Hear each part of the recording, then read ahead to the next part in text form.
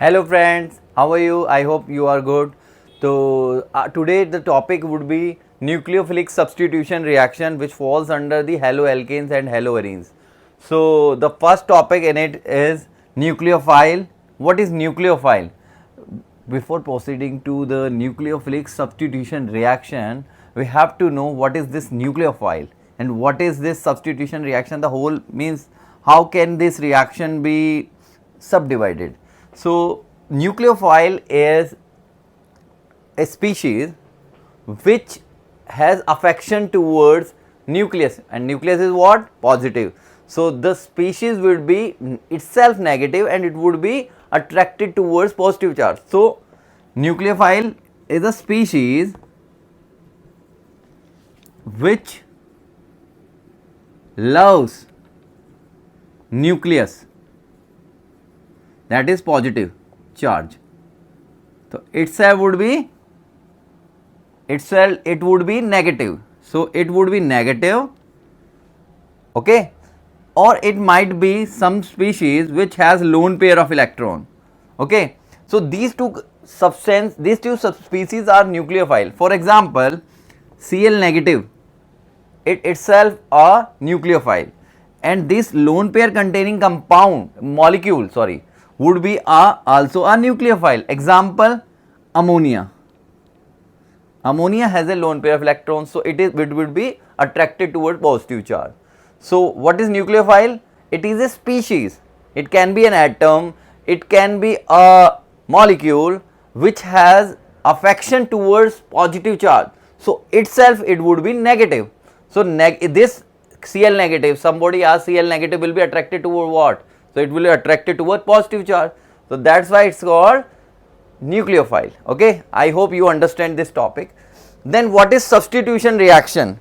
So substitution reaction, in what happened in substitution reaction are X and then this nucleophile Nu, we write it over as a Nu negative, okay. And what would happen? Now this nucleophile would substitute this X, okay. So itself would be X or this would be positive. So what happened? This Nu will replace this X and will make RNu plus X negative. This X negative is leaving group, So this is a substitution reaction in which X is substituted by nucleophile and this compound is formed, and this will be the leaving group.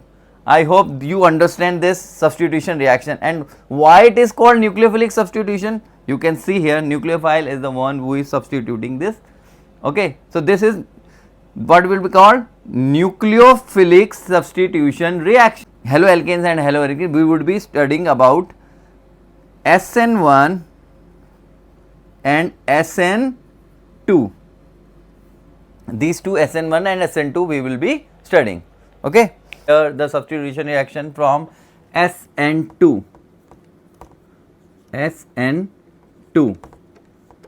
SN2, what does it means? SN2 का मतलब क्या होता है? SN2 is nucleophilic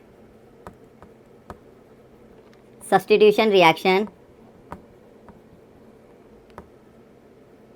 of order 2. मतलब slow step के पास जो भी होगा ना, इसमें slow step which have two reactant in the slow step, मतलब स्लो स्टेप में दो रिएक्टेंट्स होंगे. तो होता क्या SN2 में? अब हम SN2 को देखते हैं क्या होता है SN2 में. तो SN2 में दोस्तों ये होता है, this is your C carbon atom, okay, these are the hydrogen atoms and this is your halogen atom X, and there will be a nucleophile, this is nucleophile. So this will be plus sign, matlab both are reacting, so there will be a plus sign. So this would be negative and this would be positive. Or if you already know that this is a nucleophile, so it would attack over this carbon atom. So it would easily attack. Why? Because these H are very small, okay, they are not bulky. So they give a space between these two hydrogen atoms. So nucleophile easily attack over here. So what would happen? Then we have C, these H atoms would be there, then this will be X and this would be nucleophile, and this is your intermediate compound. Now you see, this is like attacking over here and it would take time. भाई अगर किसी को attack करना है तो आपको थोड़ा time तो लगेगा ही ना, तो that's why it is a very slow step, क्योंकि यहाँ पे इसको बहुत मेहनत करनी पड़ेगी इधर अटैक करने के लिए, ऊपर से इनको हटाना पड़ेगा, थोड़ा सा बॉन्ड बनेगा, बॉन्ड बना तो है ही, तो इसमें थोड़ा टाइम तो लगता ही है, तो that's why it's a slow step. और जो स्लो स्टेप होता है वो रेट डिटरमाइनिंग स्टेप भी होता है, तो ये रेट RDS भी है, रेट डिटरमाइनिंग स्टेप। सो इसमें कितने रिएक्टेंट हैं, एक तो ये है और एक ये है, तो वन आपका एल्काइल हैलाइड और दूसरा ये, तो दोनों को मिला के कितने हुए 2, तो दैट इज वाई SN2, इसीलिए SN2 है। Okay, now what would happen, अब इन दोनों में फाइट होगी, भाई कौन स्ट्रांग है कौन वीक है। तो ये न्यूक्लियोफाइल Nu नेगेटिव बहुत स्ट्रांग है, ऐसा हमने सपोज किया, तो क्या होगा, ये न्यूक्लियोफाइल एक विंड सेटअप करेगा जिससे कि ये H और ये H और ये H और ये X भाई साहब इधर भागते हुए पाएंगे, मतलब ये अब उधर चले जाएंगे, लीविंग ग्रुप बन जाएंगे। तो आप अच्छी तरह देखो, अगर हम इन चीज़ों को देखें, ये और ये एक तरह से जब छात्या था उल्टा हो गया, इन्वर्जन, यहाँ इन्वर्जन हो गई है, तो यहाँ पे इन्वर्जन ऑफ कॉन्फ़िगरेशन हो चुकी है। और आप अब बिल्कुल आराम से समझ सकते हैं यहाँ पे रेट किस पे डिपेंड करेगी, रेट इज इक्वल टू के, हमने पढ़ा है ना केमिकल काइनेटिक्स में, किस पे डिपेंड करेगी, एक तो आपके न्यूक्लियोफाइल पे डिपेंड करेगी और दूसरा एल्काइल हैलाइड पे भी डिपेंड करेगी। तो this 1 and 1 that is become equal to 2, that is why SN2। तो आपने यहाँ पे देखा SN2 में क्या इंपॉर्टेंट रहा कि यहाँ पे बल्कियर नेचर नहीं होना, अगर यहाँ बल्कियर नेचर होगा, यहाँ पे बड़े बड़े ग्रुप्स होंगे तो क्या अटैक हो पाएगा, नहीं हो पाएगा।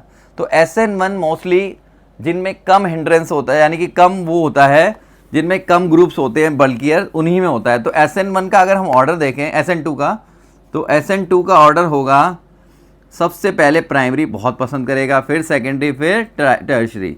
टर्शरी में SN2 के वाया नहीं जाता, वो SN1 के वाया जाता है, तो वो भी मैं आपको समझाऊंगा अभी यहाँ पे। तो दोस्तों अब हम पढ़ेंगे SN1, हम पढ़ेंगे अब SN1। तो SN1 क्या होता है और कैसे पढ़ना है इसे, तो आज हम SN1 पढ़ेंगे, ठीक है। तो SN1 nucleophilic substitution reaction of order is equal to 1, तो ये यूनिमोलिकुलर सब्स्टिट्यूशन रिएक्शन है न्यूक्लियोफिलिक। तो हम इसको अब करते हैं, अब देखते हैं हम कैसे होता है ये। तो इसमें देखिए सबसे पहले कार्बन होता है जो हमेशा ही होता है, फिर एल्काइल ग्रुप होते हैं, बल्कियर ग्रुप, कोई भी हम एल्काइल ग्रुप ले लेते हैं, इनके अलग अलग नाम लेते हैं, R' ले लेते हैं, इसको R लिया तो इसको R" ले लेते हैं, और ये हमारा X। और अब आते हैं न्यूक्लियोफाइल। पहली बात तो मैं बता देता हूँ तुम्हें, न्यूक्लियो होता क्या है, इसमें रिएक्शन तो हो जाती है, इसमें रिएक्शन तो हो जाएगी, रिएक्शन में बनेगा C और R' और R" और न्यूक्लियोफाइल प्लस X नेगेटिव, ये बन जाएगा। एक तो ये बनेगा और भाई साहब एक ये भी बन सकता है C, और ध्यान से देखना R' और आपका न्यूक्लियोफाइल। अब क्या हो गए, दो कैसे बन गए वो मैं आपको एक्सप्लेन करूँगा कैसे बने ये दो, क्योंकि इसमें दो रेसमिक मिक्सचर बनते हैं और वो आपको समझने भी है। तो भाई अब स्टार्ट करते हैं रिएक्शन को, चलिए शुरू करते हैं। तो सबसे पहले न्यूक्लियोफाइल अटैक करने आ रहा था, यहाँ थोड़े बड़े और बना दो यार, ये न्यूक्लियोफाइल अटैक करने आ रहा था, ये नेगेटिव ये पॉजिटिव, बहुत बड़े बड़े ग्रुप है ये, तो कहाँ से अटैक करेगा भाई, जगह ही नहीं है तो अटैक कहाँ से करेगा। तो भाई साहब ये रिएक्शन तो SN2 वाली तो यहाँ नहीं होगी। अब होगा क्या, ये जो आपके भाई साहब है, ये आपके एल्काइल हैलाइड, ये C R और X, ये कहेंगे यार मैं पहले ना अपना बॉन्ड तोड़ूंगा यार, मतलब ये कुछ और मेथड से जाना चाहते हैं।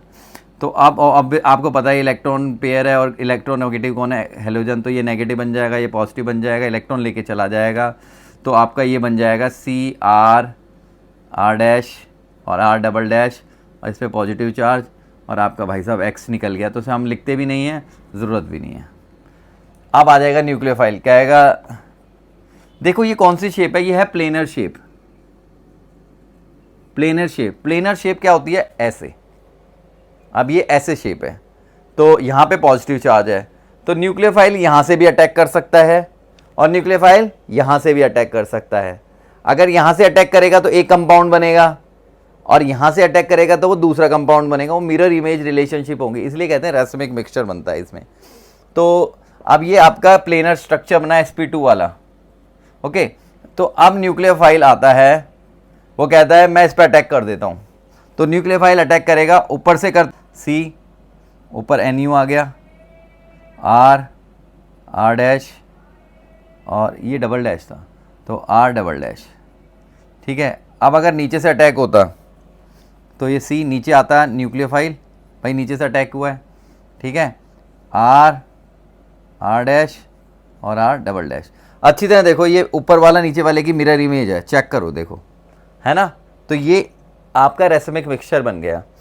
तो आपने यहाँ पे देखा कि कौन सा स्लो स्टेप होगा, देखो ऑब्वियस सी बात है, ये कार्बोकैटायन में बॉन्ड तोड़ रहे हैं हम, बॉन्ड तोड़ने में बहुत मेहनत लगती है, ठीक है ना, एनर्जी मतलब इसमें हीट देनी पड़ेगी, टेम्परेचर देना पड़ेगा, तो है तो ये एक तरह से मान के चलें हम कि एक स्लो स्टेप है, क्योंकि ये एनर्जी ड्रिवन प्रोसेस है, एनर्जी देनी पड़ेगी, एनर्जी देते ही टाइम लगता है, तो आपका ये स्लो हो गया, है ना, और ये हो जाएगा फास्ट। भाई ये तो स्लो है, तो ये तो ऑब्वियस ही बात है फास्ट होगा। तो इसमें यहाँ देखो कितने रिएक्टेंट हैं, एक एल्काइल हैलाइड ही तो है, तो रेट जो होगी हमारी वो किस पे डिपेंड करेगी, कि वही रेट का एल्काइल हैलाइड पे, तो इसीलिए SN1 है ये। और आपने ये भी देखा कि SN1 तो है ये, तो इसमें SN1 में आपने ये देखो कि SN1 में ऑर्डर क्या रहेगा, सबसे ज़्यादा पसंद आएगा टर्शरी को, सेकेंडरी को, फिर प्राइमरी को। पहली बात तो SN1 टर्शरी को क्यों पसंद आएगा, क्योंकि कार्बोकैटायन सबसे ज़्यादा स्टेबल टर्शरी का ही होता है और वो ही स्लो स्टेप है ना। तो अगर हम स्लो स्टेप देखें तो क्या था उसमें, CR R और X, ये चेंज होता है CR R और R, slow step plus X negative भी लिख देते हैं। तो ये कार्बोकैटायन सबसे ज़्यादा स्टेबल किसका बनेगा, पॉजिटिव चार्ज लिख देते हैं, सबसे ज़्यादा स्टेबल टर्शरी का होता है। आप जानते हैं टर्शरी का कार्बोकैटायन स्टेबल क्यों होता है, दो रीजंस की वजह से, इंडक्टिव इफेक्ट और हाइपर कंजुगेशन।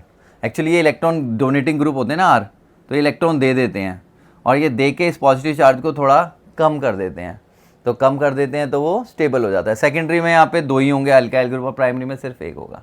तो आपको आई होप ये समझ आ गया। दूसरा एक चीज़ और आप देखो, जिसमें कार्बोकैटायन बन रहा है यहाँ पे, तो ये अगर ये क्योंकि आयंस बन रहे हैं, तो अगर ऐसा आपका जो सॉल्वेंट है जिसमें आयंस को सपोर्ट करता है, उसमें SN1 बहुत अच्छी तरीके से होगा, यानी कि आयनिक सॉल्वेंट्स में ये बड़ा अच्छा होता है SN1, ठीक है ना। कभी कभार क्वेश्चंस आ जाते हैं ना इस तरीके से, तो अब हम कुछ क्वेश्चंस करते हैं, उसमें देखते हैं कि आपको और समझ आया है कि नहीं। तो दोस्तों पहला क्वेश्चन है इसमें, 4 आइसोमरिक ब्रोमोब्यूटेन का ऑर्डर बताना है SN1 का। अगर आपको SN1 का ऑर्डर पता है तो SN2 का ऑलरेडी उल्टा ही होता है, अपोजिट होता है। तो सबसे पहले हम आइसोमर्स बताते हैं ब्रोमोब्यूटेन के। तो भाई साहब पहला तो देखो, ब्यूटेन होती है 4 कार्बन और ब्रोमीन यहाँ लगा देते हैं, तो ऑब्वियस सी बात है ये प्राइमरी या सेकेंडरी है, पहले बताओ। अगर ये हाइड्रोजन है और ये भी हाइड्रोजन है, ऑब्वियस सी बात है ब्रोमीन जिस कार्बन से जुड़ा है वो एक कार्बन से जुड़ा है, तो 1 डिग्री है, पहली बात। और दूसरा ये देखो कि ये बन गया, इसका नाम क्या होगा, 1 ब्रोमो ब्यूटेन। ओके, सेकंड, अब हम क्या करते हैं, इस ब्रोमीन की पोजीशन को आगे पीछे करते हैं, इसी में ये बना दिया, तो ऑब्वियसली बात है 2 ब्रोमो ब्यूटेन। अब हम क्या करते हैं, अगली पोजीशन पे अगर हम ब्रोमीन को लाएंगे तो वो भी तो 2 ब्रोमो ब्यूटेन बन जाएगा। जैसे कि अगर मैं इस ब्रोमीन को यहाँ ला दूँ तो फिर भी वो 2 ब्रोमो ब्यूटेन बन जाएगा, और यहाँ ला दूंगा तो 1 ब्रोमो ब्यूटेन बन जाएगा। यानी कि ये अब बस इतना इस चेन पे इतना ही बन सकता है। तो ये हो गया। थर्ड, हम अब चेन को थोड़ा ब्रांच भी करते हैं, एक ब्रांचिंग कर देते हैं यहाँ पे, है ना। तो ये अब एक ब्रांचिंग हो गई, तो इसमें एक ब्रोमीन को मैं यहाँ लगा देता हूँ, ठीक है ना। तो अगर हम इसकी लॉन्गेस्ट चेन लें तो ये लॉन्गेस्ट चेन हो गई, तो ये 1 हो गया, ये 2 हो गया और ये 3 हो गया, और ये भाई साहब मिथाइल बन जाएंगे। तो इसमें होगा 1 ब्रोमो, ठीक है, 2 पे मिथाइल प्रोपेन, है ना। और अब हम अगर मैं इस पे डालूँ, ये चीज़ ब्रोमीन को यहाँ लगाऊँ तो भी एक ही बात होगी, यहाँ पे भी एक ही बात होगी। आप बीच में लगा सकते हो, आपके पास एक चॉइस बची है, तो आपके पास एक ही चॉइस बची है, वो है यहाँ पे ब्रोमीन को लगा दो, क्योंकि इन तीनों को ऑलमोस्ट सिमेट्रिकल है। ये बीच वाला थोड़ा अलग है, और ऑब्वियसली बात है इसको आपको टर्शियरी सेकेंडरी प्राइमरी भी बताना है। इसका नाम है लॉन्गेस्ट चेन, ये हो गई 2 ब्रोमो 2 मिथाइल प्रोपेन। अच्छा भाई, ये 1 डिग्री है, ये 2 डिग्री है। अब ये देखो, ब्रोमीन जिस कार्बन से जुड़ा है वो एक ही कार्बन से, तो ये 1 डिग्री है, और ये ब्रोमीन इस कार्बन से जुड़ा है और ये 1 2 3 से जुड़ा है, तो ये 3 डिग्री है, ठीक है ना। तो अब खुद दिमाग लगाओ कि SN1 का ऑर्डर क्या होगा। SN1, तो SN1 सबसे ज़्यादा पसंद होता है टर्शरी को, तो टर्शरी ये है हमारा। तो हमारा आंसर पहला सबसे फर्स्ट आएगा, 4th को बहुत पसंद है SN1। फिर सेकेंडरी ये है, तो सेकंड को बहुत पसंद है SN1। फिर आते हैं हम इन दो में, अब दोनों प्राइमरी हैं। अब एक चीज़ देखो, बल्कियर नेचर कहाँ है, यहाँ ये दो बड़े ये CH3 ग्रुप आ जाएगा, यहाँ दो बड़े बड़े ग्रुप, ये और ये, मतलब इस CH इसके पास दो बड़े बड़े ग्रुप है, तो एक स्टेरिक हिंड्रेंस क्रिएट करेंगे ना, थोड़ा सा रुकावट क्रिएट करेंगे। तो एक तो ये SN1 को बहुत पसंद आएगा। मैंने इन दोनों को अलग अलग कर लिया, फर्स्ट और थर्ड, ये दोनों दो प्राइमरी भी हैं। अगर आप ध्यान से देखो तो जो ये 2 H है, इसमें भी 2 H हैं, बल्कि सब कुछ सेम है, लेकिन इसके पास ये CH3 है और इसके पास यहाँ पे CH2 है। मतलब आप अच्छी तरह देखें तो आपको पता चल जाएगा कि यहाँ पे 2 CH3 ग्रुप पास में है इसके, और यहाँ पे CH3 ग्रुप दूर हो गया है। अब जो बल्कि ग्रुप दूर हो जाता है और ऊपर से इनका वो इंडक्टिव इफेक्ट भी होता है, तो ऑब्वियस सी बात है ये वाला जो होगा SN1 को बहुत पसंद आएगा। ओके, तो ये SN1 को ज़्यादा मतलब प्रॉपर ऑर्डर बनेगा कि 4th, 2nd, 3rd और देन 1st। तो दोस्तों नेक्स्ट क्वेश्चन है, ये C6H5CH2 Br C6HCH CH5 Br, ये 3-4 कंपाउंड SN1 SN2 के लिए बनाना है। तो देखो अच्छी तरह देखो इनको बनाते कैसे हैं। इस कार्बन पे 2 हाइड्रोजन मैंने लगा दिए, ये एक और एक ये रहा, बाकी C6H5 लगाया, बेंजीन रिंग होती है, और ये Br, इसी C6HCH CH5 Br। तो ऑब्वियस ही बात है C बीच में है और ये 2 C6H5 Br, और इस तरीके से मैंने Br हमेशा नीचे नीचे लगा दिया ताकि एक्सप्लेन करने में आसानी हो। अच्छा, अब ये देखो ये कौन सा डिग्री है, 1 डिग्री है, क्योंकि Br जिस कार्बन से जुड़ा है वो 1 से है। अगर हम यहाँ देखें Br जिस कार्बन से 2 कार्बन वाले कंपाउंड से, सेकेंडरी हो गया। अब Br जिस कार्बन से यहाँ भी 2 जगह से जुड़ा हुआ है, तो ये भी आपका सेकेंडरी हो गया। ये Br जिस कार्बन से जुड़ा है ये 3 से जुड़ा हुआ है, एक CH3, ये तो टर्शरी हो गया। तो ऑब्वियस ही बात है SN1 के टर्शरी का ऑर्डर क्या होता है, टर्शरी, सेकेंडरी और फिर प्राइमरी। तो टर्शरी तो एक ही है, सेकेंडरी यहाँ 2 हैं। अब इन 2 में भी देखो बल्कियर कहाँ है, ये 2 बड़े बड़े ग्रुप है ना, C6H5 तो बड़े ग्रुप है, और जबकि CH3 एक छोटा सा ग्रुप है और C6H5 बड़ा ग्रुप है। तो ऑब्वियस ही बात बल्कियर नेचर यहाँ पे ज़्यादा है, तो ये ज़्यादा प्रेफर करेगा। तो मैंने इसको सेकंड को उससे ऊपर रखा, फिर ये आया और सबसे लास्ट में प्राइमरी आया। तो आई होप आप सबको ये समझ आ गया होगा। तो कुछ अगर आपको क्वेश्चन पूछना है तो कमेंट में भी आप पूछ सकते हैं, मैं आपको उनका जवाब ज़रूर दूंगा। तो thanks for watching my video, like कीजिए, शेयर कीजिए, सब्सक्राइब कीजिए। Bye bye.